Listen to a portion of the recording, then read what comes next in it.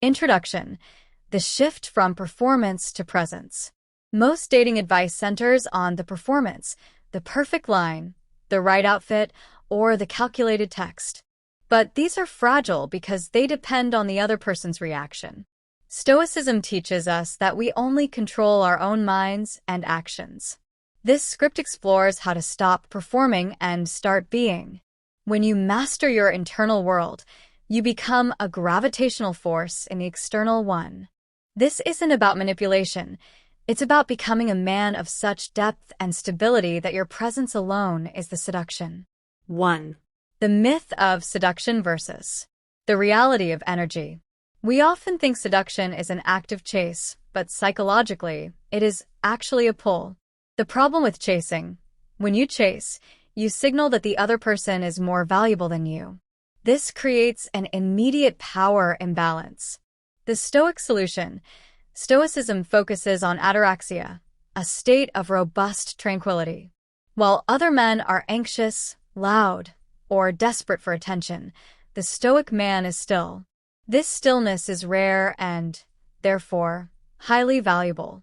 Deep insight: women are biologically and psychologically tuned to pick up on subtext. If your words say, "I'm confident," but your energy says, "I need you to like me," the contradiction creates distrust. Consistency between your mind and body is what creates real attraction.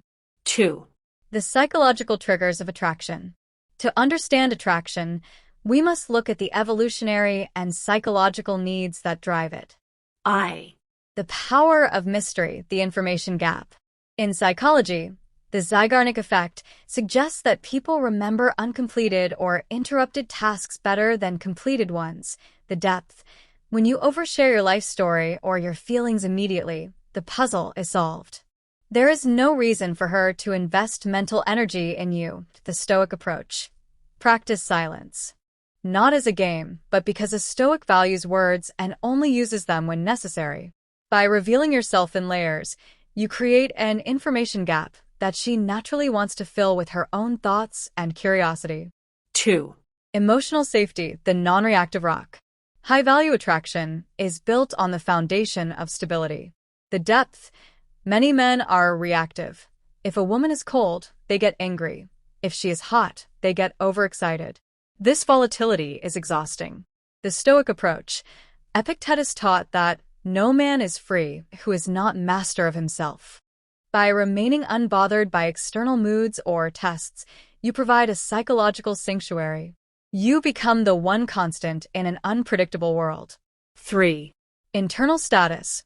Purpose over validation. The depth: society views status as money or cars. Psychology views status as autonomy. The Stoic approach.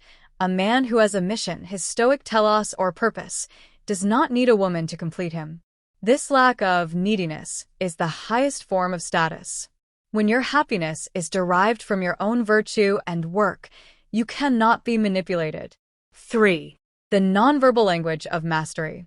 How does this philosophy look in the real world? It manifests in 3 physical ways. The gaze. Stoic eye contact isn't a staring contest. It is a calm, unwavering presence. It says, "I see you, and I am not afraid of what I see." The voice. Anxiety makes the voice high-pitched and fast. Mastery makes it resonant and slow. Use silence as a tool. Don't be afraid of a 3-second pause before answering a question. It shows you are thinking, not just reacting. Movement. Fidgeting, checking your phone, tapping your foot, is a leak of nervous energy. A Stoic moves with economy. Every movement should have a purpose, the inner game, loving your solitude. The ultimate dark psychology secret is that the man who is happiest alone is the most attractive in a crowd. The philosophy: if you are terrified of being alone, you will compromise your standards to keep someone around. This creates a scent of desperation. The practice: spend time in voluntary discomfort or solitude. When you realize that yourself is enough to sustain you, your interactions with women change from, "I need to get something from you," to, "I am sharing my high-quality life with you." This shift flips the script. She begins to seek your approval because you are the one who is content. Conclusion: The birth of the Stoic king. The path to becoming a Stoic king is a journey inward. You aren't learning how to trick women, you're learning how to stop tricking yourself. By mastering your impulses, defining your purpose, and maintaining your composure under pressure, you embody the traits that humanity has found attractive for millennia. Remember, kings do not chase, they build.